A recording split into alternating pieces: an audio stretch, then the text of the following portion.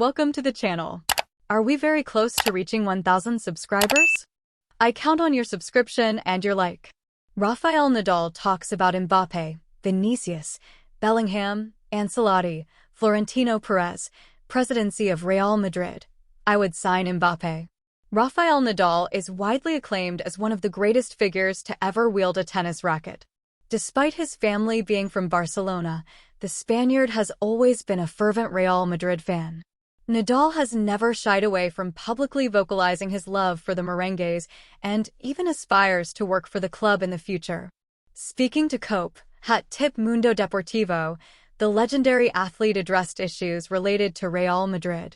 Links linking Kylian Mbappe to Real Madrid have become the norm every year, and the possibility of both sides finally coming together this summer is once again on the cards as the Frenchman becomes a free agent.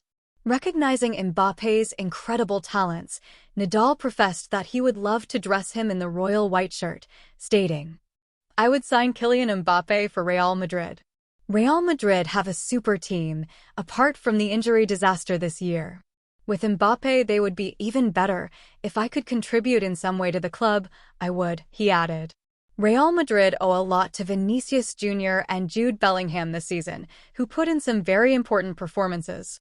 Although Bellingham has been arguably Los Blancos' best player this campaign, Vinicius' value to the club cannot be underestimated.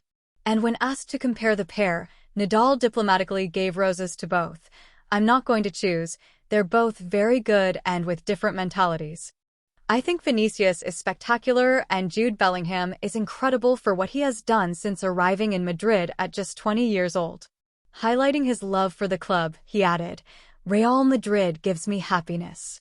Nadal also expressed his satisfaction at the signing of coach Carlo Ancelotti's new contract, saying, "He seems to me a gentleman and someone who transmits the right values to a sport that is sometimes difficult because it is sometimes very demanding.